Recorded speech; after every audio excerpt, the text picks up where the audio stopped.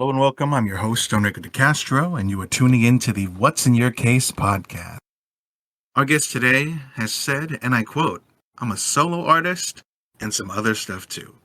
Come on in and figure it out for yourself." And that's exactly what we're going to do today. He's a songwriter from Sacramento, California. My guest, my friend, Dalton James. Hello. Dalton, for our listeners at home that haven't listened to your music before, how would you describe your music? That's always the hardest question for me. I'd say it's kind of like a combination of all the stuff I like. David Bowie, Nirvana, Neil Young. I listen to a lot of newer stuff too, but a lot of older stuff. It's just kind of a concoction of favorite stuff. But it's, if I had to pick a genre, I'd just say rock. Rock's good. Rock's good. Now, I've seen you play several instruments. Could you list all of the instruments that you know how to play? Guitar is always my main thing. I did bass for a while. It's mandolin, ukulele, harmonica, piano, drums. Those are like the main ones. I tried banjo a couple times. I still do it. I never get too technical. So my ability to like know a little bit about everything is what makes me like to play a lot of different instruments. I can make a symphony on almost anything. And do you have a preference on which instrument that you prefer writing songs with? I wouldn't prefer any. It's just I usually have a guitar in my hand, so that's what most of them are written. Some of them have been written on piano, and now I'm writing a lot more on other things. And starting with other things, the song Monster started on bass. That's like the first song I started on bass. I've been writing a lot of ukulele songs lately too. A lot of musicians that I interview name their instruments, me included. Do you? No, I don't have anything against people who do, but I mean, I have like it's weird for me because I understand the connection you have with something like a car or like a guitar or just something you've had for a while. And like, I feel that connection, but I don't like making it a thing of naming a guitar. I don't know, just my guitar. It gives its name to itself when it speaks. Now, while I was doing some research on you, there was a certain name that came up that I haven't seen in a while. Wilbur Studios. Whatever became of Wilbur Studios? I got rid of it because I wasn't doing anything with it. One post, because I did a song with/for Sarah Rywich. That one good, just never had enough time to... Or I want to do that. It's just a whole thing about you got to market it. You got to be consistently putting yourself out there as a business. And that's, already what I had to do with myself and my other projects. So I just don't have the time. Maybe later I'll like start something like that. I don't think I'm going to call it Wilbur Studios. It sounds too like PG, but that is my last name. I'd want to do something like that in the future because every time I release a new song, I feel like my ability in producing stuff is getting better. So it makes it more fun every time. I like the idea of producing music that I like, but it's not mine. So it's something that you're going to revisit later, but you'd rather spend your time allocating towards promoting yourself and the band you're a part of. Is that what it is? Yeah, there's just too much stuff I want to do with my music and other bands, so that's what I'm focusing on. So I know you've released merch over the years, and one of the merch that you released were pins. Why did you decide to start with releasing pins? That was just the easiest thing, really. It just happened. I think t-shirts are just really expensive, and then I didn't really know where stickers and Altair Designs, I think I talked to them, and it made it seem really easy. So you worked with Altair Designs. That's funny. Altair Designs was actually a guest on one of our previous podcasts. I know, I listened to it. The podcast on Rico. I was getting ready for it. Yeah, I like that one, though. It was good. Thank you. But besides pins, you've also released posters, stickers, apparel. Yep. What's it like for you to have people buy your merch and display it in their homes? That was the idea with the poster. It's kind of like a psychopathic kind of way of thinking on the poster. I was like, if I put myself on a poster and people hang that up in the house, they'll have to see me every day. Definitely, that's like the best kind of advertisement. I mean, I like the idea of people becoming like more like fashion, like designers, like how some artists just have like really cool looks and they'll sell t-shirts that are just kind of like really cool, or, they'll sell an item that's just really cool. It doesn't have to be like they're giant. You would see the merch and you'd be like, oh, that's really cool, and not know the band. I kind of like that idea. I'm rambling, but I want to get back into selling merch, like new, interesting stuff eventually, but not enough people buy it. So I gotta wait to promote merch, get more people interested. And you've played at several venues around the Sacramento area, including The Fig Tree, Nicholson's Music Cafe, Holy Diver, Luna's Cafe, amongst many others. I know that each venue has a different feel and vibe to it. Are there any preferences to which venues that you like to play at? No, I've never really gotten too acquainted with the venue, like where people constantly book you, or like where people come back and they're like, hey, you want to play another show? They keep telling me to like, they want me to do a certain thing, and I kind of want to do like a solo thing sometimes. It's kind of frustrating. The idea of making this art, people to like come back to you and like have you again or something. I don't know. That's why kind of I've been taking a break from booking a lot of shows, because a lot of them are like play, and it's fun. It's great. I'm appreciative of every single gig that I've gotten, and it's been awesome. You got to put so much effort into book a show, and it's just kind of like you're passing through, and trying to focus on the art. I don't know if that makes any sense.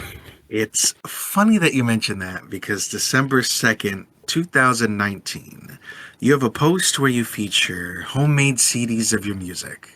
And you said that you're going to throw these at every coffee shop, bar, and place that book music and bank for gigs. Was that kind of analog strategy advantageous to you at the time? That's great. And I think that's probably one of the best strategies, is still to just go out there and talk to people. I've gotten a lot of gigs. I did a gig in Solvang, Southern California, near Santa Barbara, and it was a really cool city. And I was just going door to door to every winery, because it's like a wine town. I got a couple emails and I booked it. And I did do that. I don't know if I gave all the CDs away, but I did go to a lot. It didn't really make sense. And I gave people CDs. So I'm sure a lot of random business owners for a CD, which I don't think is that bad. I listened to it like a year ago, and I was like debating a couple of them on Spotify, which may eventually happen. But I like the idea of like remastering stuff, because, always learning. Right now, I just got to focus on new stuff. And I know that recently you've been making little skits to promote your music. Is that something that you plan on creating more and more of to promote your music? I've done that since the first album I put out. I made some stupid videos with my friend Jack. I think they're less skits and just stupid memes or something. But I do want to incorporate my sense of humor more into everything, because I feel like it helps people understand me as a person, I guess. They're just fun to make, and I feel like it's a good way to promote. I don't know. It might be a bad way to promote as well, because I feel like half the people just look at it and they're like, this is... But, I mean, I guess that's who I am, It's just like stupid crap. I'd like to kind of go over your discography now. July 17, 2020, you released Renaissance, and that was your debut single. Do you remember what you were feeling when that first became live? I was really focused when I started putting out the first singles. I mean, I felt pretty good about it. I liked how it sounded. Looking back, a lot of the mixes are like, there's like a lot of things that stand out that's not that great, but I think it's cool for what it is. So for you, when you listen to it again, it's a way to see how much you've grown as an artist since your first single. Yeah, I like to see how far I've come sometimes. Even though it might not seem like a lot, it's pretty good to see that. And sometimes I forget a lot of the times the feeling I had when I wrote the song, or the feeling I had when I made the recording. Renaissance was a very emotional song to me. When I wrote that song, I was at a pretty low period, and I feel like that song really helped me. It's an interesting song, I think. That's one of the only ones I wrote on piano. I feel like that's my best written piano song. And then August 14th, 2020, you released another single, Chewing on Old News. And then October 10th, 2020, is when you released a Renaissance album. And that album included Hummingbird on a Hill, Danger Ahead, Homeless Feeling, Song for Scavengers, Never Meant to Be, Chewing on Old News. All He Wants to Play is the Blues, Between Heaven and Hell, State of the World, Frame Me, Renaissance, Silhouette of Angels, Worship Your Words, At the End of the Day, What You Believe. Now, I know that when you were releasing it, you had a little bit of a delay and you had to push it back a few days from the initial release date. I know that I've come across problems like that a few times when releasing music that's kind of caused a bit of delays. But do you remember what caused the slight delay from releasing it on October 7th to October 10th? Yeah, I don't remember why I delayed it. Yeah, I don't remember. That's okay. Let's continue forward. October 26, 2021, you released Lady Lullaby. November 21st, 2021, you released the single With Love Brings Pain. December 17th, 2021, you released the single Spark Plugs. And then January 29th, 2022, you released another album called Ticket for Tomorrow, which includes Back and Forth, With Love Brings Pain, Spark Plug, Lady Lullaby, Beats Me, Turn the Time, parentheses, Come On In, parentheses, From My Planet to Yours, Chasing Redemption, Ticket for Tomorrow. The way that you released the singles for a bit were month after month. Was that a part of some release strategy that you had to promote the album? Yeah, that was just what I thought was the thing to do. Was release like 2 or 3 singles and then album. And when I started releasing, I'm kind of on like a new thing now, but for those 2 albums, I really had most of the album done by the time the first single came out. And then everything, I was just kind of finishing up once I got the second single. And you said you're doing it differently now. In what ways are you adjusting your strategy? I've changed a lot of things since the second album came out. I feel like a lot of things have changed for me. You know, I was in like 2 other bands. I was in a couple other projects. I did a lot of stuff I haven't done before. Went through a lot of ups and downs last year. I mean, not a lot has changed, but a lot has changed. My strategy for releasing now is I'm just songs one by one every month or 2 and trying to promote them as much as possible. Like now I want to making more music videos and more pieces of content, more skits and more things of music. You know, I feel like I just haven't been promoting the music as much as I need to. And I also feel like releasing an album is really, it's kind of sometimes, or it was draining back then because I was expecting more things to come from it, I guess. Just finishing an album and putting it out and then having nothing, starting from 0 again, is kind of like, it's hard mentally to think of that. So it's a lot easier to just, 1 song at a time, try to make it really good, and then just messing around with a camera and making content.